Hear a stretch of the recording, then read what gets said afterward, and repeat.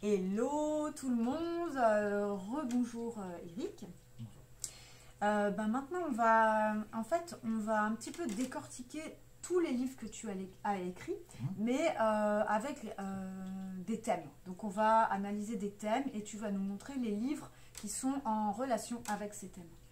Donc le premier thème que tu m'as cité, c'est le thème de l'astrologie et de l'astrologie maya. Donc je te laisse la parole sur ce sujet.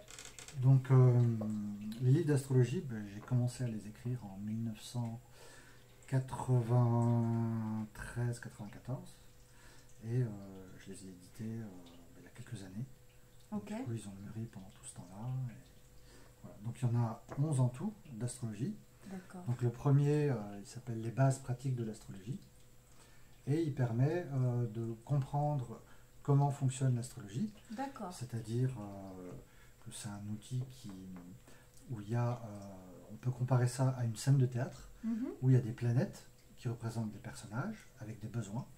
Ces planètes, ils montent sur une scène et au départ, ils sont un petit peu à poil. Sauf que comme c'est interdit de se balader à poil, du coup, ils ont des costumes. Et ces costumes, ce sont les signes astrologiques. Une planète, elle est forcément dans un signe. Voilà.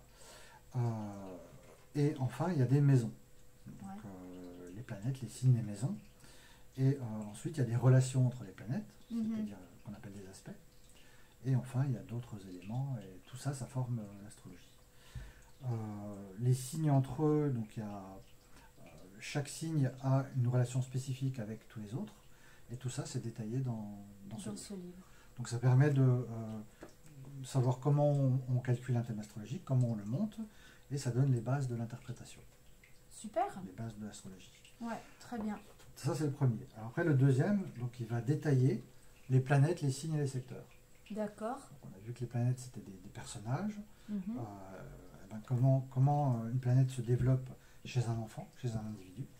Et ensuite, à quoi elle sert, qu'est-ce qu'on en fait, et comment on peut au mieux l'exprimer. D'accord. Quelles sont ses qualités, ses faiblesses, comment professionnellement une planète peut être utilisée. D'accord. Et voilà, donc ça c'est le tome 2. Ok. Ensuite le tome 3, donc, il s'appelle Maîtriser l'analyse et l'interprétation du thème astral. Très bien. Et lui, il donne la méthodologie pour interpréter un thème du début jusqu'à la fin. Donc pour interpréter un thème, on peut s'intéresser à des choses comme la forme générale du thème. Quelque chose qui est très important, c'est la dominante élémentaire, la dominante planétaire. On ne peut pas interpréter un thème sans ça. Et ensuite, interpréter les planètes en signes, les planètes en maison, les aspects et les différents secteurs. Donc là-dedans, il y a le secteur de la santé, de l'orientation professionnelle, de la vie de couple. Il y a l'astrologie mondiale.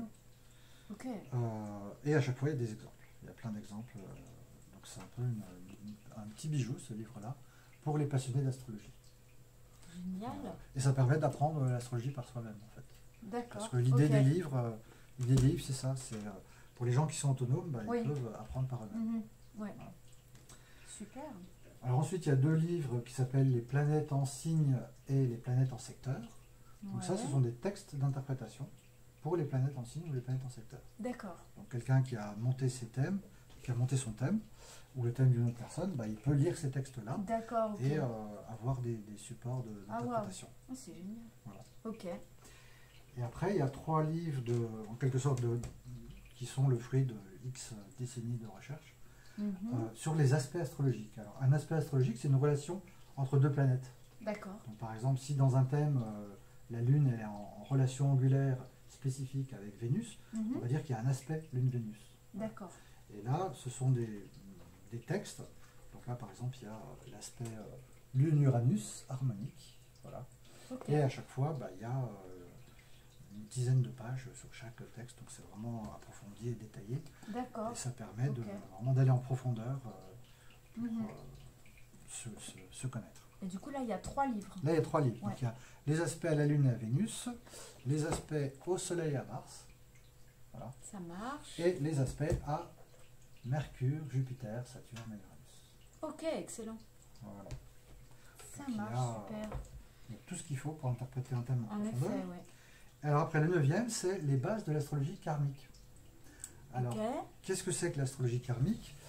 Il y a l'idée que l'être humain, il ne vient pas de cette terre à l'origine, c'est-à-dire qu'on existait avant dans l'au-delà sous une autre forme de vie, et qu'à un moment donné, il y a eu une décision d'incarnation, et que cette décision, elle a des conséquences. Hein. Il y a une déconnexion de la source, il y a une scission en deux masculin-féminin, il y a une fragmentation de l'être, et ça s'appelle la chute dans la matière. Et qui dit chute dans la matière dit chemin du retour vers la lumière, où il faut rassembler les différentes parties de soi, rééquilibrer le masculin et le féminin, se reconnecter à la source de toute vie dans le cœur, et mettre sa vie au service de la vie en étant la meilleure version de soi-même. Voilà. Et ça, c'est un peu ce qu'on appelle le karma, c'est-à-dire que le karma, c'est un mot en sanskrit qui veut dire cause et conséquence, et qui sous-entend le fait que on a décidé de venir s'incarner dans la matière, que ça a des conséquences, et que du coup, il faut parcourir tout un chemin pour se libérer de ça et retrouver l'unité avec la source de toute vie. Donc, et dans ce livre, c'est tout expliqué, comment on fait l'astrologie karmique. Donc il y a des éléments du thème qui sont karmiques, comme les nœuds lunaires, la lune noire, la part de fortune, les mi-points. Voilà. Donc ça, c'est le livre 9. Le livre 10, c'est un cahier pratique d'interprétation. Donc là, il y a des textes d'interprétation très concrets qu'on utilise en consultation. D'accord. Voilà, puis ça, il y a plein de choses pratiques. Des mots-clés, il y a beaucoup de mots-clés. Et donc c'est une version synthétique de l'astrologie. Ok, d'accord. Voilà, pour les gens qui aiment bien les choses synthétiques, c'est un outil pratique. Ok. Cahier pratique pour interpréter un thème astral. Et le dernier livre, donc celui-là, je l'ai écrit un peu plus récemment, donc grâce aux travaux de différents Américains. Ça s'appelle l'astrogéolocalisation. Alors, qu'est-ce que c'est que ça, l'astrogéolocalisation? En fait, il y a l'idée que on peut positionner son thème astral sur une carte du monde. Et que suivant là où on va sur la planète, eh bien, on va rencontrer une partie de son thème. Donc si on cherche par exemple à s'intérioriser, à méditer, on va chercher à aller dans la zone de Saturne, où là c'est très bien pour ça. Par contre, si on organise sa lune de miel dans la zone de Saturne, ça peut être un peu compliqué, parce qu'on a plutôt envie de silence et de méditation que de communiquer avec l'autre. Voilà. D'accord. Si on veut s'épanouir professionnellement, on va s'intéresser à des endroits qui sont marqués par exemple par Jupiter, ou éventuellement par Mars pour l'entreprise, ou le sport, ou par Vénus pour une activité plus relationnelle. Et donc il y a 5 techniques. Donc il y a la technique de la relocalisation, la technique de l'espace local, le feng shui astrologique, où on peut à l'échelle d'une maison identifier dans la maison les énergies des zones. Et ça c'est très intéressant pour les gens qui font du feng shui. Et puis il y a une technique qui s'appelle l'astrocartographie et une dernière qui s'appelle la géodétique. Donc ça c'est un peu le coin des spécialistes, mais voilà, ça explique comment on fait. Alors après il y a des logiciels bien spécifiques qui proposent cet outil-là. D'accord. Donc je pense que la plupart des logiciels comme Orion Astro, AstroQuick, Z7, les logiciels de la société Aureas, je crois qu'ils proposent tous de faire de l'astrogéolocalisation. Donc ce livre-là, il explique la technique et il permet de pratiquer la technique pour choisir un lieu de vie ou simplement un lieu de vacances ou un aménagement intérieur. Voilà. C'est super intéressant. Une des applications intéressantes de l'astrologie. Donc voilà pour les livres d'astrologie.